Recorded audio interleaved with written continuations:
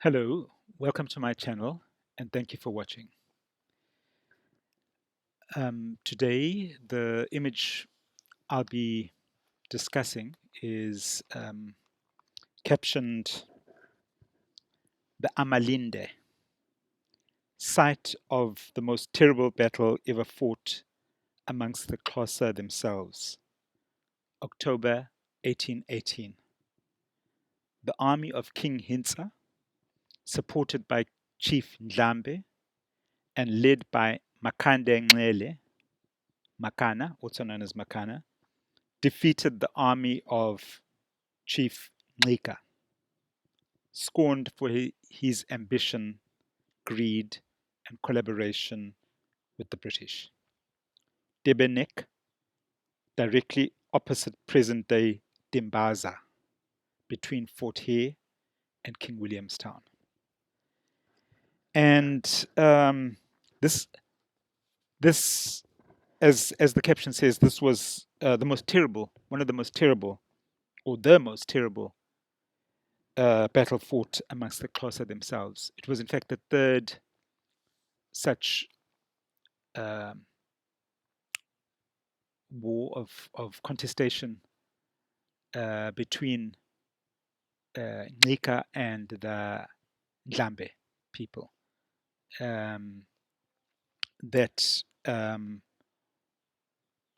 has often been described as by contemporary most contemporary history as a sort of a power struggle between an ambitious uncle and his nephew, who was the king in waiting, and and and but is argued by other historians, including Julie Wells, who I've relied on quite heavily for my research, Professor Julie Wells, The Return of Makanda, as being more of, to be seen more within the conquest of colonial expansion and how the Xhosa needed to respond to that, and that the Xhosa needing to find unity um, and not easily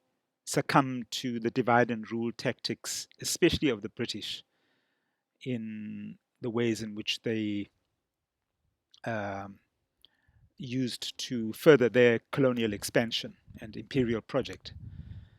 So, I mean, there is a huge amount, of course, that one needs to understand in in how to see the context of Amalinde. And my image, characteristically, is a rather benign image of contemporary settlement with very low keyed environment, and I argue that that in a way is the the the the result of conquest, um, determines the kind of environment that we see in the contemporary world. So it's in many ways a true reflection of something that happened 200 years ago, manifesting directly in the lives that we experience today. And so my reasoning in in depicting rather banal, uh, seemingly rather banal contemporary landscapes uh, is indeed, I think, a poignant uh, comment on an enfolding and a narrative, if you like, um, contemporary narrative that cannot be understood simply as from a contemporary reading, but needs that layered reading that allows you to understand what you're looking at in the present. So, um, Dr. Rory Bester at an opening of this exhibition in Johannesburg, when it showed in Johannesburg at the Wits Art Museum, um, described it as as being aftermath photography, and a concept I was very vaguely aware of at the time, and I certainly didn't see my work as aftermath photography, but I did see I did see it after he pointed that out, that this we're looking at the aftermath of conquest, literally, and at this point, the following image that from my series Unsettled. So I have these two images in next to each other. The following image, the caption reads. So the one image follows the next. The caption reads: "The Ingquba, or Great Fish River, in the region of Somerset East. It was the fertile land beyond the Zierveld, which lured settlers and caused the confrontation with the Xhosa, resulting in the 100 Years' War of Resistance, or frontier wars." So we do indeed need to see and understand the Xhosa response as such, and not as a simple rivalry between, you know, uh, uh, a regent uncle and a waiting and a king in waiting nephew, who were Ndlambe and Ncika. So, my previous talk was about, Ndlambe's uh, Makanda rather, Nele's intervention at Gompo Rock, where he relied on a kind of the spiritual, to call upon the spiritual and to unite the Xhosa people by resorting to the spiritual as a way of confronting an existential threat. Well, after Gompo Rock, Makanda turned to a more temporal and less spiritual way of dealing with the existential threat facing the Xhosa nation, and that was also preempted by because the British were very active at this point.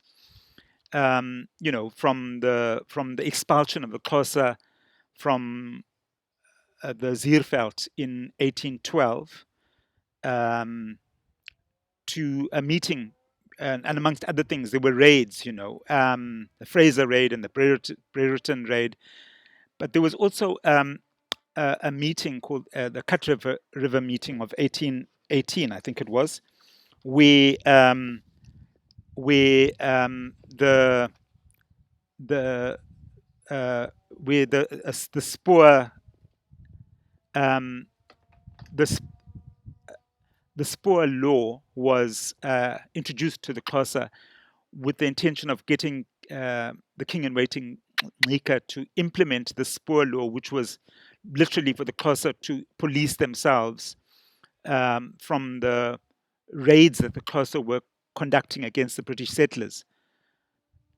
Those raids have to be seen in context of that the Xhosa themselves had lost, close to 30,000 cattle in the expulsion in 1812 already, and they were losing territory and possessions constantly. So they were counter raiding literally constantly, and Ndlambe was instrumental in curbing Ncika's tendency to work with the British, to try to find ways of working with the British, and strengthening his resolve and the Xhosa people's resolve to continue to resist. So we need to see that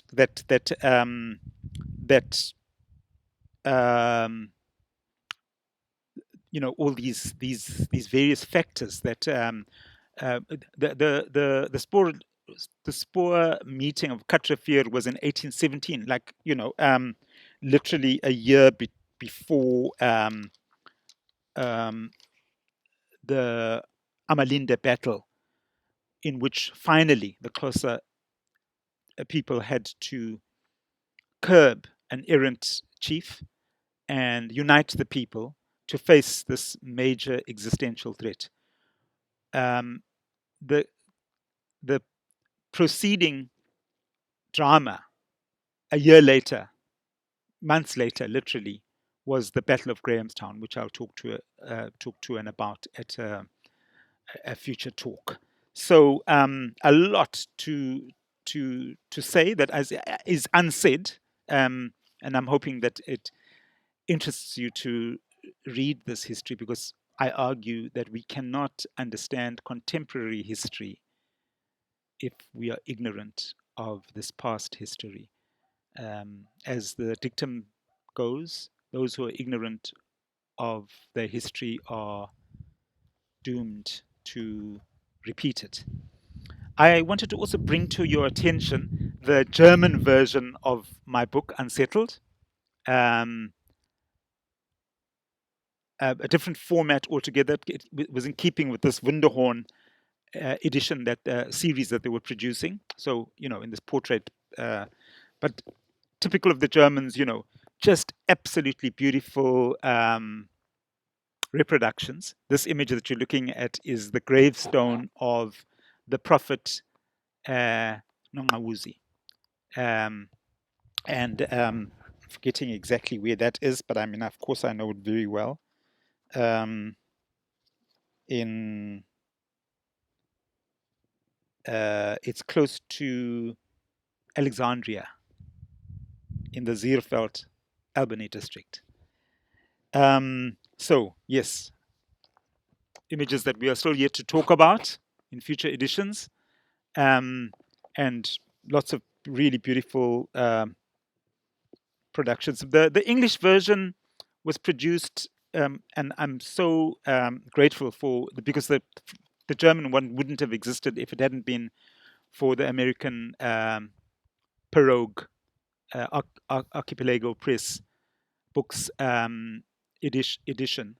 Um, and this publisher is used to producing text, literature in text, not necessarily images. And the images really aren't that bad. I mean, yet another image I will talk to at a later date. One of the few that actually have people in it, and a very tragic image. We'll get the thing right. And a tragic part of the story: the depredations of the British are legion in our land, and we need to remember that. So I'll end this talk here and say thank you for watching. More information on myself and my work can be found on my website, a link to which, including my blog and email address, can be found in the video description below. If you like this talk, remember to click the like button and press subscribe. It helps the channel grow.